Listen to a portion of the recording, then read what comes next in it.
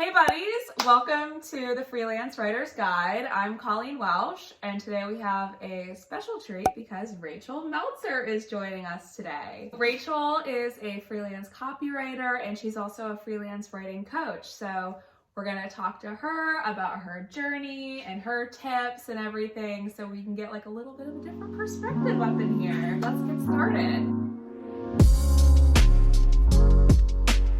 Tell me about how you started your journey, when you started, where you're from, all that good stuff. I got started freelance writing in 2018. I had just finished my Appalachian Trail thru hike. For my thru hike, I kept a blog the entire time. I got sponsors and I accepted donations on my blog. So it was kind of my first paid writing gig. Yes. And I just want to hit pause on this because Rachel did the whole Appalachian Trail. The whole thing. It's like a bajillion miles long. It's like 2,000 miles. It's a lot. It's incredible that I can't believe it. But anyway, please continue. My thru hike really opened my eyes to how much you can do in 6 months. Yeah. Because I did it in 6 months. When you focus on something for 6 months straight, you can do so much. It's crazy. But it also opened my eyes to freedom because the entire time I was just hiking and enjoying life. I've been wanting to do van life since I graduated from high school in 2012. So that was definitely on my mind the entire thru hike. And the only thing I had seen that made it really possible for people to work and live on the road was either having a remote job or being some kind of freelancer. Mm-hmm. So I knew in my mind, I was like, the only thing I know how to do that you can sell freelancing is writing. Yeah. So that's what I'm gonna do. And I just got it in my mind that was it. So I came home to a full-time job at Starbucks as a barista, which was horrible. And I made it a week and I quit. I couldn't do it. After a thru hike, coming back to the real world, especially working at a job like Starbucks, is just very mentally difficult. So that was kind of the fire under my ass. I needed to go and be a real freelance writer. And I got started on Upwork. It's crazy how fast Upwork changed. Mm-hmm. It's only been 4 years, but it feels a lot different. I just worked on Upwork for about a year, and then I started to realize that if I really wanted to scale my business and be an official freelancer, I should get off Upwork. Yeah. So I started using the LinkedIn letter of introduction method that I've now honed to teach other people how to use. Mm-hmm. That's sort of my favorite way of connecting with people, especially because I work in tech and everybody in tech is on LinkedIn. Mm-hmm. And from there, I just started scaling my business, and now almost all of my work is referrals. I did not go to school for writing. I went to school for elementary education and political science. I tried working in politics, which is not great for your mental health. And I knew that I didn't want to go back to that. So that's kind of how I ended up at Starbucks. I was like, I need a career change. And then I felt lost. So I tried my thru hike and here we are. Oh, and now I live in a van. Yeah. Yes. I spent the last 3 years basically building to the point to have a van that would make it across the country that I could live in. And that was the whole goal of freelancing for me. And now it's happening, which is pretty cool. And she drove here in her van and she's just been parking in my driveway this week. So it's been really fun. It's nice to have a co-working buddy. Yes. After being alone for so long. Yes. Yeah.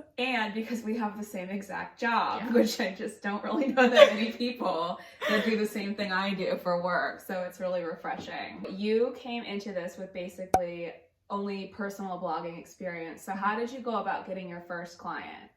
Well, the imposter syndrome was real, but I felt like I had to do it. So I was just going to figure it out. Yeah. I went on Upwork and I just applied for anything that looked interesting to me. I didn't have a niche yet. I didn't know what kind of services I wanted to offer. All I knew was that I could write a blog post. In reality, I really did not know how to write a blog post. Personal blogging is different. My first blog post that I wrote for clients and they paid me for, when I look at those now, I'm like, I know.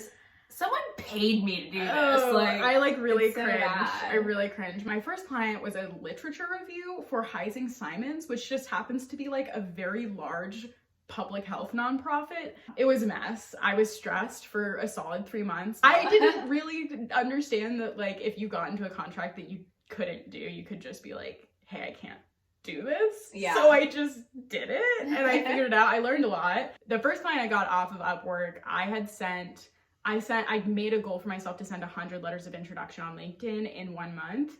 And after a week, I had 3 offers to do content writing, and all of those clients sent me like a nice content brief with like keywords and headline suggestions. And I was like, oh, so this is how it's done. Yeah. This is the stuff. And that's when I think that's like my first official like good client. But in this industry also, I had a really great start. I knew about coding boot camps because I'd wanted to go to one in 2016 when I graduated from college. I was like, I just want to do this for fun. But like I couldn't afford to just be like going to coding boot camp. Yeah. So I started learning how to code on my own, and randomly on Upwork, I saw this gig that was transcribing interviews, and I host a podcast. So I was like, oh, I can do that. It's basically just like transcribing my podcast and editing them down into blog posts based on their formula. And they sort of like broke me into this industry in a very formulaic way that I learned so much about content writing and content management just by doing the assignments from these people, because they give you like a rubric, which was awesome. That was a really good stepping stone client. I still keep in touch with them. They like randomly hire me to do copywriting for their website, which is nice. It's good to like not burn bridges. Like I haven't burned any bridges with anyone except one client who I just don't want to work for because he was a nightmare. That's okay. It is important to not burn bridges, and if you want to end the relationship with a client, don't be like,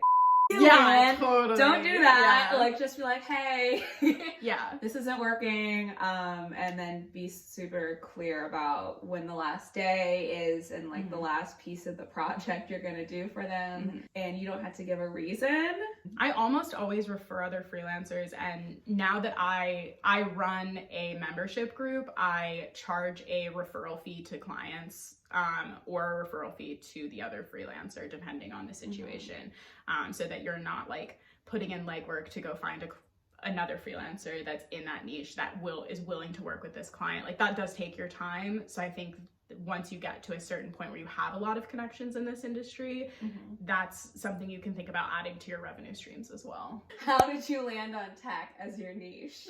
I definitely fell into it by accident. That first Upwork client that I had, I learned a lot with them, both about writing and freelancing and like content strategy and content marketing in general. But I also learned a lot about coding boot camps themselves, how they work, as well as like the tech that they teach. So coding languages and why anyone would ever need a web developer and things like that. So I knew that I could write for coding boot camps themselves and not just industry sites. And I knew that those coding boot camps paid to be on that site that I worked for. So I just went through their index and found anyone who was featured, which is someone who paid to be on their site, and just reached out to them on LinkedIn.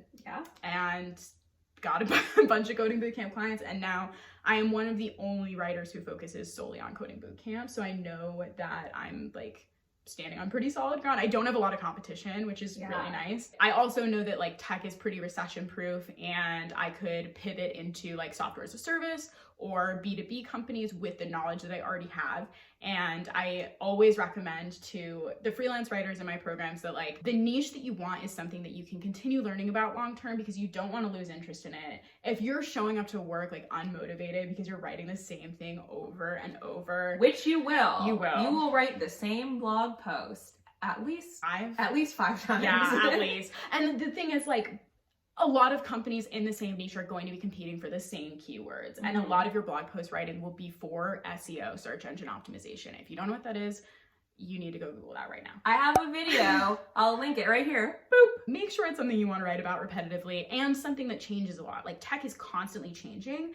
So it's great that I get to write about new things a lot because new things are constantly being introduced. And like same with beauty, you have trends that are different and that is not boring. So I definitely recommend that it's something you want to learn about. I didn't necessarily know that much about tech before. I'd taken a couple of coding classes online, but you can take an HTML and CSS class and know nothing, let me tell you.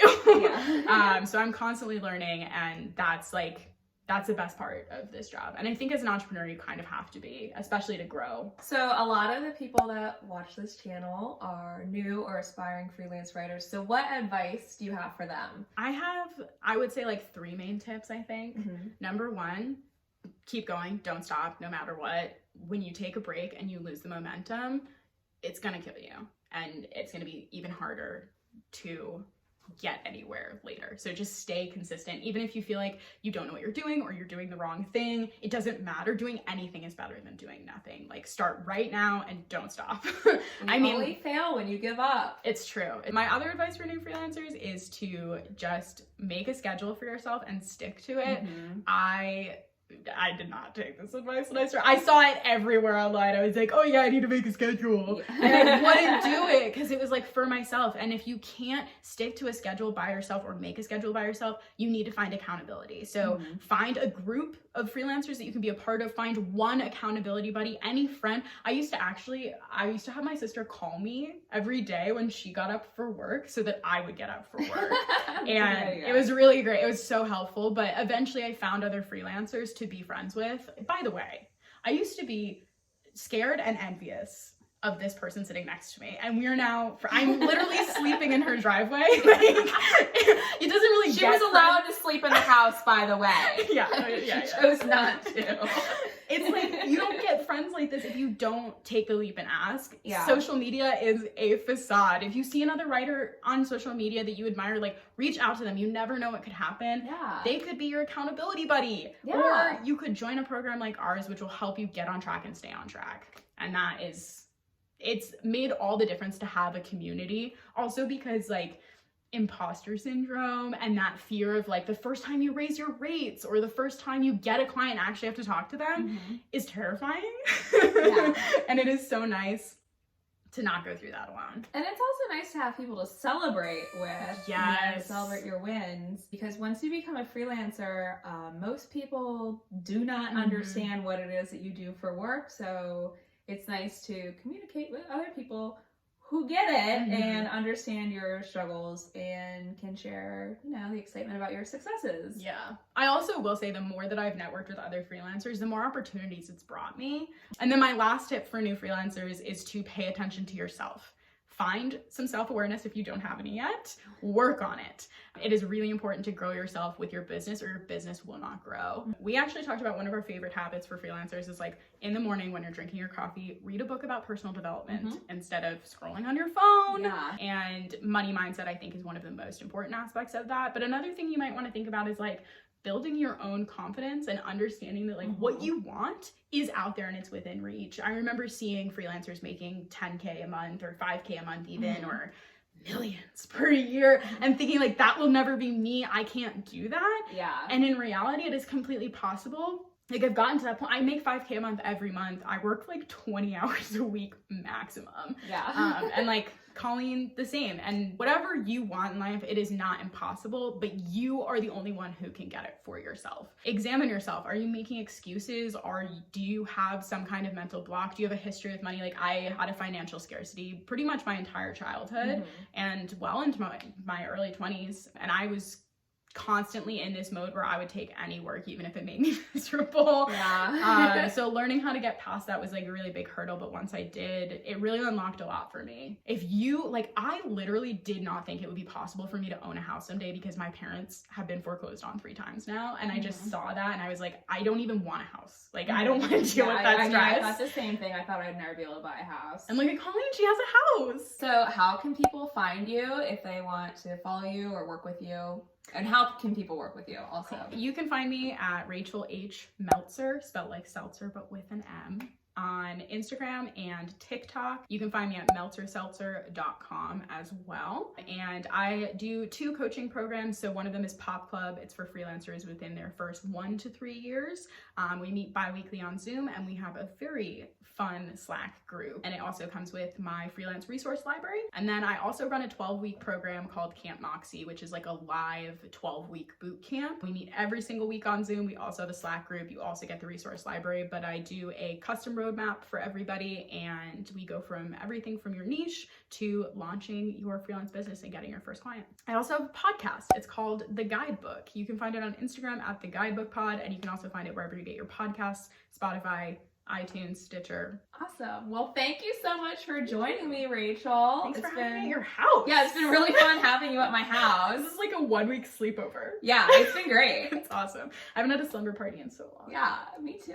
So it's so nice to just, like, have someone to, like, cook for and like And like to doing work, even when we're in separate rooms, it's like I know Colleen's working, so like, oh, I got my work done. No, I wasn't working. She's sweet, honest. I was like exposed. Secrets exposed. Colleen actually doesn't work that much, but she makes bank. She just sits on the deck and reads romance novels. That's my own business, okay? We can do this. I can't believe I literally almost did just call the police right now. Okay. Do you have a blooper reel? Because Yes, we have a blooper reel. I'm gonna die laughing. Yeah. Sheets And you have, with freshly shaved like lotion on. It's like, and then I'm like dolphin lady. yes, I love that feeling. I did buy my first romance novel this week, Which is about people hiking. Yeah, of course. Like you can't. I gotta stay on brand. Yeah. Patriarchy doesn't want you to know this. Secrets. Okay. I'm funny. Take 3012. 3112.